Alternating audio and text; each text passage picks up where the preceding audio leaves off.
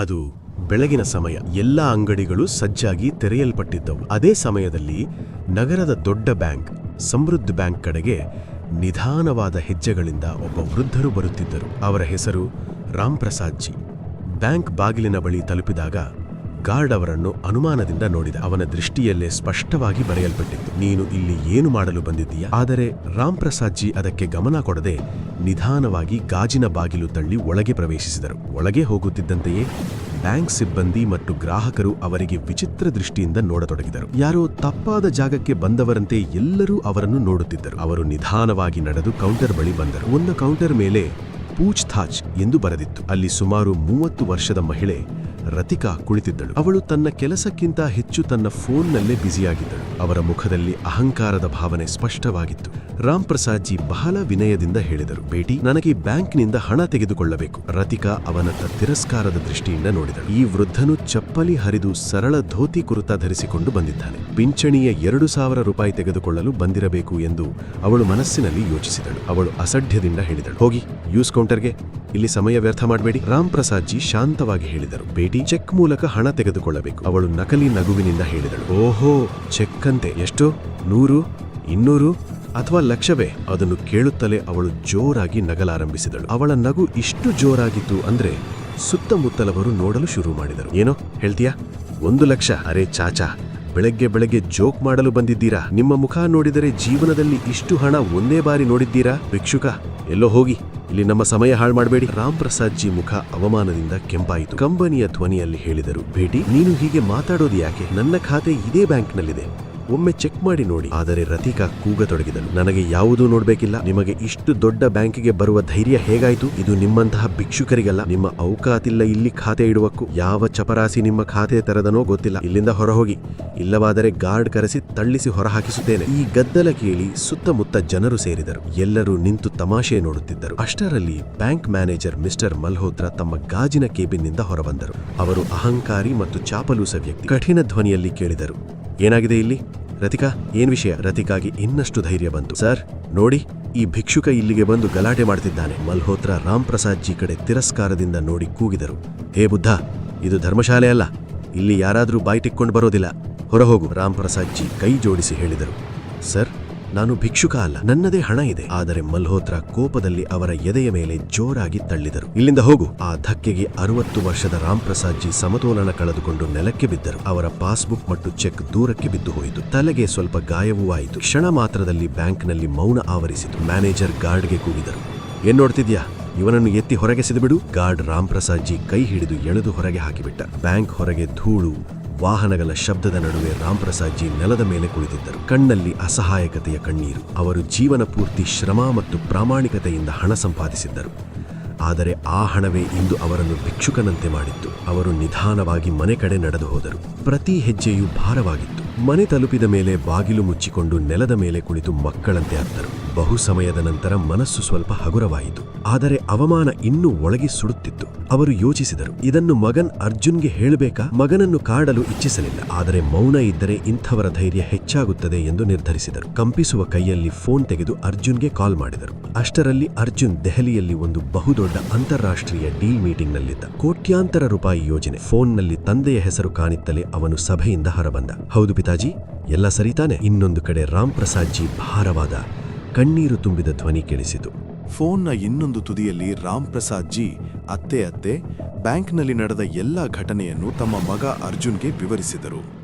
ತನ್ನನ್ನು ಭಿಕ್ಷುಕ ಎಂದು ಕರೆದದ್ದು, manager ತಳ್ಳಿದ್ದು, guard ಹೊರಗೆಸೆದದ್ದು ಎಲ್ಲವೂ. ಅರ್ಜುನ್ ಶಾಂತವಾಗಿ ಕೇಳುತ್ತಿದ್ದ. ಆದರೆ ಪ್ರತಿಯೊಂದು ಮಾತಿನ ಜೊತೆಗೆ ಅವನ ಕಣ್ಣುಗಳಲ್ಲಿನ ಬೆಂಕಿ ಹೆಚ್ಚುತ್ತಲೇ ಹೋಗುತ್ತಿತ್ತು. ಅವನು ಗಂಭೀರ ಧ್ವನಿಯಲ್ಲಿ ಹೇಳಿದ, ಪಿತಾಜಿ, ನೀವು ಚಿಂತೆ ಮಾಡಬೇಡಿ, ನಾನು ಈಗಲೇ ಬರುತ್ತಿದ್ದೇನೆ. ಯಾವ ಮೀಟಿಂಗ್ಗಿಂತಲೂ ನಿಮ್ಮ ಗೌರವ ದೊಡ್ಡದು. ಅರ್ಜುನ್ ತಕ್ಷಣವೇ ಮೀಟಿಂಗ್ ಮಧ್ಯದಲ್ಲೇ ಹೊರಬಂದ. ಅಸಿಸ್ಟೆಂಟ್ಗೆ ಮೊದಲ ವಿಮಾನ ಬುಕ್ ಮಾಡಲು ಹೇಳಿ ನೇರವಾಗಿ ಏರ್ಪೋರ್ಟ್ಗೆ ಹೊರಟ. ಅಗಲಿ ದಿನ ಬೆಳಗ್ಗೆ ಅರ್ಜುನ್ ತನ್ನ ತಂದೆಯ ಜೊತೆಗೆ ಮತ್ತೆ ಅದೇ ಬ್ಯಾಂಕ್ ಮುಂದೆ ನಿಂತಿದ್ದ. ಇಬ್ಬರೂ ಸಹ ಸಾಮಾನ್ಯ ವೇಷದಲ್ಲೇ ಇದ್ದರು. ಸರಳ ಬಟ್ಟೆ, ಚಪ್ಪಲಿ. ಬ್ಯಾಂಕ್ ಒಳಗೆ ಕಾಲಿಟ್ಟ ತಕ್ಷಣವೇ ನಿನ್ನೆ ಇದ್ದ ಹಮಾನ್ ದೃಶ್ಯ. ಅದೇ ಸಿಬ್ಬಂದಿ, ಅದೇ ಅಹಂಕಾರಿ ಮುಖಗಳು, ಅದೇ ರತಿಕಾ ಫೋನ್ ನೋಡುತ್ತಾ ಕುಳಿತಿದ್ದಳು. ಅರ್ಜುನ್ ಶಾಂತವಾಗಿ ಹೇಳಿದರು, ಮೇಡಮ್, ನಮಗೆ ಹಣ ತೆಗೆದುಕೊಳ್ಳಬೇಕು. ರತಿಕಾ ತಿರಸ್ಕಾರದಿಂದ ನೋಡಿದಳು. ಓಹೋ, ನೀವು ಮತ್ತೆ ಬಂದಿರಾ? ಇವತ್ತು ಮಗನನ್ನು ಕರೆದುಕೊಂಡು ಬಂದಿರಾ? ಸುತ್ತಲೂ ನಗು ಕುಹಕ. ರತಿಕಾ ಚೆಕ್ ನೋಡುತ್ತಲೇ ಮತ್ತೆ ನಗಲಾರಂಭಿಸಿದಳು. 1,00,000 ರೂಪಾಯಿ. ನಿಮ್ಮಂಥವರ ಕೈಯಲ್ಲಿ ಇಷ್ಟು ಹಣ? ಅರ್ಜುನ್ ಶಾಂತವಾಗಿ ಉತ್ತರಿಸಿದ. ಮೇಡಮ್, ಒಮ್ಮೆ ಕಂಪ್ಯೂಟರ್ನಲ್ಲಿ ಅಕೌಂಟ್ ಚೆಕ್ ಮಾಡಿ. ಆದರೆ ಅವಳು ಚೆಕ್ಕನ್ನು ಬದಿಗಿಸದು. ನಮಗೆ ಫಾಲ್ತು ಟೈಮ್ ಇಲ್ಲ, ಹೋಗಿ ಮ್ಯಾನೇಜರ್ನು ಭೇಟಿ ಮಾಡಿ. ಅರ್ಜುನ್ ತಂದೆಯ ಕೈ ಹಿಡಿದು ನೇರವಾಗಿ ಮ್ಯಾನೇಜರ್ ಕೇಬಿನ್ ಕಡೆ ಹೋದ. ಚಪರಾಸಿ ತಡೆದ. ಅಪಾಯಿಂಟ್ಮೆಂಟ್ ಇಲ್ಲ, ಒಳಗೆ ಹೋಗಲು ಬಿಡಲ್ಲ. ಅರ್ಜುನ್ ಕಣ್ಣಿಗೆ ಕಣ್ಣು ಹಾಕಿ ಹೇಳಿದರು, ನನಗೆ ಅವನನ್ನೇ ಭೇಟಿ ಮಾಡಬೇಕು, ಈಗಲೇ. 1 ಗಂಟೆ ಕಾದರು. ಮ್ಯಾನೇಜರ್ ಮಲ್ಹೋತ್ರಾ ಹಲವು ಬಾರಿ ಹೊರಬಂದರೂ ಇವರ ಕಡೆ ತಿರುಗಿ ನೋಡಲಿಲ್ಲ. ರಾಮ್ಪ್ರಸಾದ್ ಜಿ ನಿಧಾನವಾಗಿ ಹೇಳಿದರು, ಬೇಟ, ಬಿಟ್ಟು ಬಿಡು, ನನಗೆ ಮತ್ತೆ ಅವಮಾನ ಬೇಡ. ಅರ್ಜುನ್ ಕೈ ಬಿಗಿಯಾಗಿ ಹಿಡಿದು ಹೇಳಿದ, ಇನ್ನೂ 5 ನಿಮಿಷ ಪಿತಾಜಿ. ಅಷ್ಟರಲ್ಲಿ ಅರ್ಜುನ್ ನೇರವಾಗಿ ಮ್ಯಾನೇಜರ್ ಕೇಬಿನ್ ಒಳಗೆ ಪ್ರವೇಶಿಸಿದ. ಮಲ್ಹೋತ್ರಾ ಕೋಪದಿಂದ ಕೂಗಿದ, ತಮೀಜಿಲ್ಲವೇ? ಅನುಮತಿಯಿಲ್ಲದೆ ಒಳಗೆ ಹೇಗೆ ಬಂದೆ? ಅರ್ಜುನ್ ಶಾಂತ ಧ್ವನಿಯಲ್ಲಿ, ನಾನು ಅರ್ಜುನ್. ನಿನ್ನೆ ನೀವು ಭಿಕ್ಷುಕ ಎಂದು ಅವಮಾನಿಸಿದ ರಾಮ್ಪ್ರಸಾದ್ ಜಿ ನನ್ನ ತಂದೆ.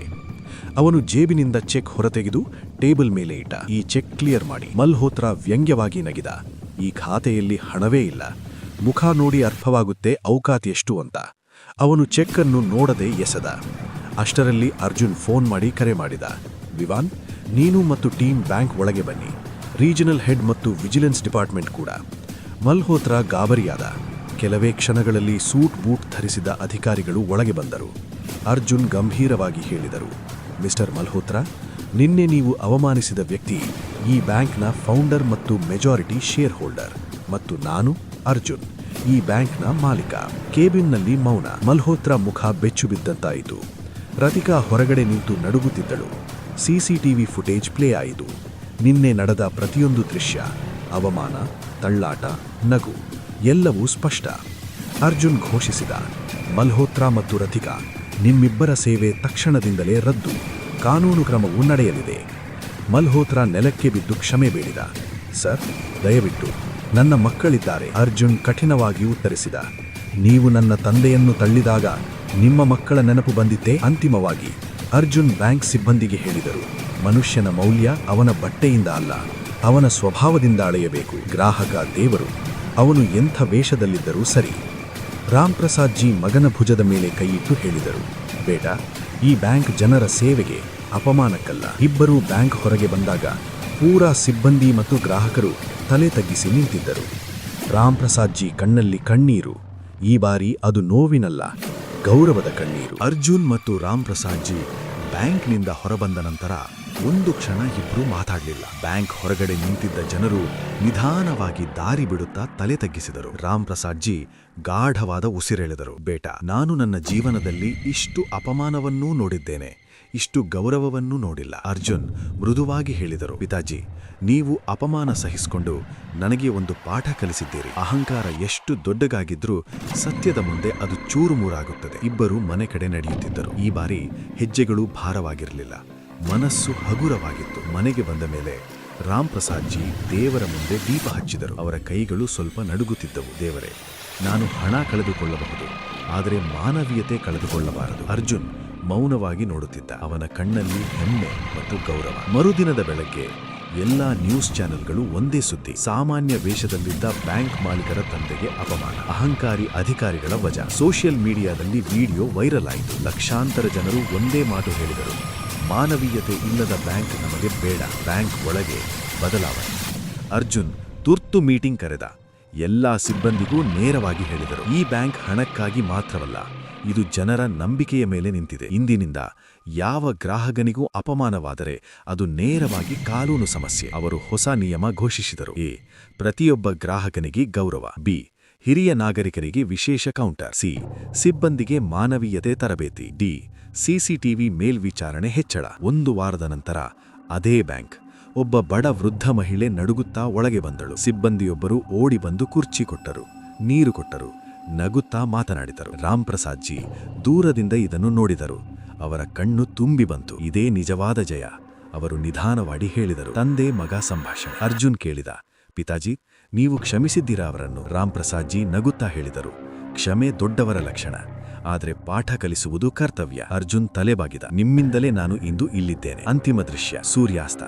ರಾಮ್ ಪ್ರಸಾದ್ ಜಿ ಮತ್ತು ಅರ್ಜುನ್ ಒಟ್ಟಿಗೆ ನಡೆದು ಹೋಗುತ್ತಾರೆ. ಹಿನ್ನೆಲೆಯಲ್ಲಿ ಧ್ವನಿ. ಬಟ್ಟೆಗಳಿಂದ ಮನುಷ್ಯನ ಮೌಲ್ಯ ಅಳೆಯಬೇಡಿ, ಮಾನವೀಯತೆಯೇ ನಿಜವಾದ ಶ್ರೀಮಂತಿಕೆ. ಕೆಲವು ತಿಂಗಳುಗಳ ನಂತರ ಸಮೃದ್ಧ ಬ್ಯಾಂಕ್ ಈಗ ಮೊದಲಿನಂತಿರಲಿಲ್ಲ. ಅದು ಕೇವಲ ಹಣದ ವ್ಯವಹಾರದ ಸ್ಥಳವಲ್ಲ, ಗೌರವದ ಮನೆಯಾಗಿತ್ತು. ಪ್ರತಿ ಬ್ರಾಂಚ್ನಲ್ಲೂ ಗ್ರಾಹಕ ದೇವರು ಎಂಬ ಫಲಕ ತೂಗುತ್ತಿತ್ತು. ಆದರೆ ಅದು ಗೋಡೆಯಲ್ಲಿ ಮಾತ್ರ ಅಲ್ಲ, ಸಿಬ್ಬಂದಿಯ ಮನಸ್ಸಲ್ಲೂ ನೆಲೆಸಿತ್ತು. ಹೊಸ ಬೆಳಗ್ಗೆ ಬ್ಯಾಂಕ್ ಒಳಗೆ. ಬೆಳಗ್ಗೆ 10 ಗಂಟೆ. ಬಾಗಿಲ ಬಳಿ ಗಾರ್ಡ್ ಕೈ ಜೋಡಿಸಿ ಹೇಳಿದ, ಸ್ವಾಗತ ಸರ್, ಸ್ವಾಗತ ಮೇಡಮ್. ಯಾರೇ ಬಂದರೂ ಅಮೀರಾ ಬಡ ಎಂಬ ಭೇದವಿರಲಿಲ್ಲ. ಒಂದು ಮೂಲೆಯಲ್ಲಿ ಹಿರಿಯ ನಾಗರಿಕರಿಗಾಗಿ ಕುರ್ಚಿ, ನೀರು, ಸಹಾಯ ಸಿಬ್ಬಂದಿ. ರಾಮ್ ಪ್ರಸಾದ್ ಜಿ ನಿಶ್ಶಬ್ದವಾಗಿ ನಿಂತು ಈ ಎಲ್ಲವನ್ನು ನೋಡುತ್ತಿದ್ದರು. ಅವರ ಕಣ್ಣಲ್ಲಿ ಕಣ್ಣೀರು. ಈ ಬಾರಿ ಅದು ಸಂತೋಷದ ಕಣ್ಣೀರು. ಅರ್ಜುನ್ನ ಹೊಸ ಘೋಷಣೆ. ಅರ್ಜುನ್ ಎಲ್ಲ ಸಿಬ್ಬಂದಿಯನ್ನು ಸೇರಿಸಿ ಹೇಳಿದ, ನಾನು ನಿಮ್ಮ ಸಿಇಒ ಆಗಿರಬಹುದು, ಆದರೆ ನೀವಿಲ್ಲಿ ಸೇವಕರು, ಅಹಂಕಾರದ ಮಾಲೀಕರಲ್ಲ. ಯಾರಾದರೂ ಗ್ರಾಹಕನಿಗೆ ಒಂದು ಕ್ಷಣವೂ ಅವಮಾನವಾದರೆ ಅದು ನನ್ನ ಅವಮಾನ.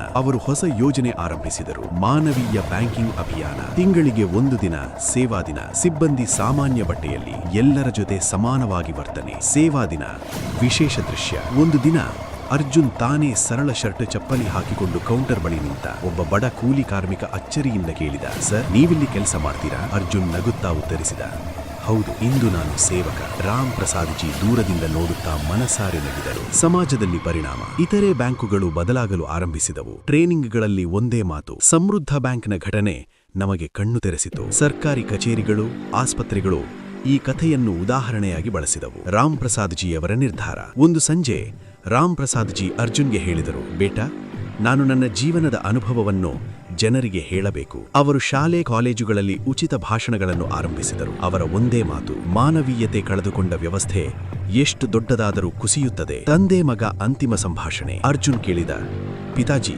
ನೀವು ಸಂತೋಷವಾಗಿದ್ದೀರಾ? ರಾಮ್ ಪ್ರಸಾದ್ ಜಿ ಮೃದುವಾಗಿ ಹೇಳಿದರು, ನನ್ನ ಅವಮಾನದಿಂದ 1000 ಜನರಿಗೆ ಗೌರವ ಸಿಕ್ಕಿದ್ದರೆ ಅದಕ್ಕಿಂತ ದೊಡ್ಡ ಸಂತೋಷ ಇನ್ನೇನು? ಅರ್ಜುನ್ ಕಣ್ಣು ತಗ್ಗಿಸಿದ, ನೀವು ನನ್ನ ನಿಜವಾದ ಹೀರೋ. ಅಂತಿಮ ದೃಶ್ಯ. ಬೆಳಗಿನ ಸೂರ್ಯೋದಯ. ಬ್ಯಾಂಕ್ ಮುಂದೆ ಜನಸಮೂಹ. ನಗು, ಗೌರವ, ಶಾಂತಿ. ಹಿನ್ನೆಲೆಯಲ್ಲಿ ಧ್ವನಿ. ನಿಜವಾದ ಶ್ರೀಮಂತಿಕೆ ಹಣದಲ್ಲಲ್ಲ, ಮಾನವೀಯತೆಯಲ್ಲಿ. 1 ವರ್ಷ ನಂತರ. ಆ ದಿನದ ಘಟನೆಗೆ ಈಗ 1 ವರ್ಷ. ಆದರೆ ಅದರ ಪ್ರತಿಧ್ವನಿ ಇನ್ನೂ ಸಮಾಜದ ಕಿವಿಯಲ್ಲಿ ಕೇಳಿಸುತ್ತಿತ್ತು. ಸಮೃದ್ಧ ಬ್ಯಾಂಕ್ ಈಗ ದೇಶದ ನಂಬರ್ 1 ಟ್ರಸ್ಟ್ ಬ್ಯಾಂಕ್ ಆಗಿತ್ತು. ಆದರೆ ಇಂದು ಬ್ಯಾಂಕ್ ಮುಂದೆ ಜನ ಜಮಾಯಿಸಿದ್ದರು. ಕಾರಣ, ರಾಮ್ ಪ್ರಸಾದ್ ಜಿಯವರ ಅಂತಿಮ ದಿನ. ಮೌನದಲ್ಲಿ ನಿಂತ ದೇಶ. ಬ್ಯಾಂಕ್ ಮುಂದೆ ದೊಡ್ಡ ಫೋಟೋ, ಅದರ ಕೆಳಗೆ ಬರಹ, ಮಾನವೀಯ ಬ್ಯಾಂಕಿಂಗ್ನ ಪ್ರೇರಣೆ ರಾಮ್ ಪ್ರಸಾದ್. ಅವರು ಸಾವನ್ನಪ್ಪಿದ್ದರು, ಶಾಂತವಾಗಿ, ಗೌರವದೊಂದಿಗೆ. ಅರ್ಜುನ್ ಅಲ್ಲೇ ನಿಂತಿದ್ದ. ಈ ಬಾರಿ ಸಿಇಒ ಆಗಿ ಅಲ್ಲ, ಒಬ್ಬ ಮಗನಾಗಿ. ಅರ್ಜುನ್ನ ಮಾತು ಭಾವನಾತ್ಮಕ ಭಾಷಣ. ಅರ್ಜುನ್ ಮೈಕ್ ಹಿಡಿದು ಹೇಳಿದರು, ನನ್ನ ತಂದೆ ಬ್ಯಾಂಕಿಗೆ ಹಣ ಹಾಕಲು ಬಂದಿದ್ದರು, ಆದರೆ ಹೊರಗೆ ಬಂದಾಗ ಅವರಿಗೆ ಅವಮಾನ ಸಿಕ್ಕಿತು. ಆ ಅವಮಾನವೇ ಈ ದೇಶದಲ್ಲಿ ಬದಲಾವಣೆ ತಂದಿತು. ಇಂದು ನಾನು ಸಿಇಒ ಅಲ್ಲ, ಇಂದು ನಾನು ಒಬ್ಬ ಋಣಿ ಮಗ. ಅವರ ಧ್ವನಿ ಮುರಿಯಿತು. ಜನರ ಕಣ್ಣು ತೇವವಾಯಿತು. ತಂದೆಯ ಕೊನೆಯ ಕನಸು. ಅರ್ಜುನ್ ಹೇಳಿದರು, ನನ್ನ ತಂದೆ ಹೇಳಿದ್ದರು, ನಾನು ಸತ್ತ ನಂತರ ನನ್ನ ಹೆಸರಿನಲ್ಲಿ ಕಟ್ಟಡ ಬೇಡ, ಮಾನವೀಯತೆ ಬದುಕಬೇಕು. ಅವರು ಘೋಷಿಸಿದರು, ರಾಮ್ ಪ್ರಸಾದ್ ಮಾನವೀಯ ಟ್ರಸ್ಟ್. ಬಡವರಿಗೆ ಉಚಿತ ಬ್ಯಾಂಕಿಂಗ್ ಸಲಹೆ, ಹಿರಿಯ ನಾಗರಿಕರಿಗೆ ವಿಶೇಷ ಸಹಾಯ, ಗ್ರಾಮೀಣ ಜನರಿಗೆ ಹಣಕಾಸು ಶಿಕ್ಷಣ, ಸರ್ಕಾರಿ ಕಚೇರಿಗಳಿಗೆ ಮಾನವೀಯ ತರಬೇತಿ. ಜನರು ಕೈತಟ್ಟಿ ಅತ್ತುಕೊಂಡರು. ಒಬ್ಬ ಸಾಮಾನ್ಯ ಮನುಷ್ಯನ ಮಾತು. ಜನಸಮೂಹದಲ್ಲಿ ಒಬ್ಬ ವೃದ್ಧ ಹೇಳಿದರು, ಅವರು ದೊಡ್ಡ ಶ್ರೀಮಂತನಲ್ಲ, ಆದರೆ ನಮಗೆ ದೊಡ್ಡ ಪಾಠ ಕಲಿಸಿದರು. ಆ ಮಾತು ವೈರಲ್ ಆಯಿತು. ದೇಶವ್ಯಾಪಿ ಸುದ್ದಿ. ಟಿವಿ ಚಾನೆಲ್ಗಳು ಒಂದೇ ಹೆಡ್ಲೈನ್, ಒಬ್ಬ ಅವಮಾನಿತ ವೃದ್ಧ, ಒಂದು ದೇಶದ ವ್ಯವಸ್ಥೆ ಬದಲಾಯಿಸಿದ ಕಥೆ. ಶಾಲೆಗಳ ಪಾಠಪುಸ್ತಕಗಳಲ್ಲಿ ಈ ಕಥೆ ಸೇರಿತು. ಅಂತಿಮ ದೃಶ್ಯ. Cinematic end. ಅರ್ಜುನ್ ತನ್ನ ತಂದೆಯ ಫೋಟೋ ಮುಂದೆ ನಿಂತು ತಗ್ಗಿದ ಧ್ವನಿಯಲ್ಲಿ ಹೇಳಿದರು, ನೀವು ಹೋಗಿದ್ದೀರಾ ಅಪ್ಪ, ಆದರೆ ನೀವು ಕಲಿಸಿದ ಮಾನವೀಯತೆ ಇನ್ನೂ ಬದುಕುತ್ತಿದೆ. ಹಿನ್ನೆಲೆಯಲ್ಲಿ ಸೂರ್ಯೋದಯ, ಮಂದ ಸಂಗೀತ. ಅಂತಿಮ ಡೈಲಾಗ್, ಪವರ್ ಲೈನ್. ಒಬ್ಬನಿಗೆ ಸಿಕ್ಕ ಅವಮಾನ 1000ರ ಬದುಕಿಗೆ ಗೌರವ ತಂದು ಕೊಟ್ಟಾಗ ಅದೇ ಕ್ರಾಂತಿ.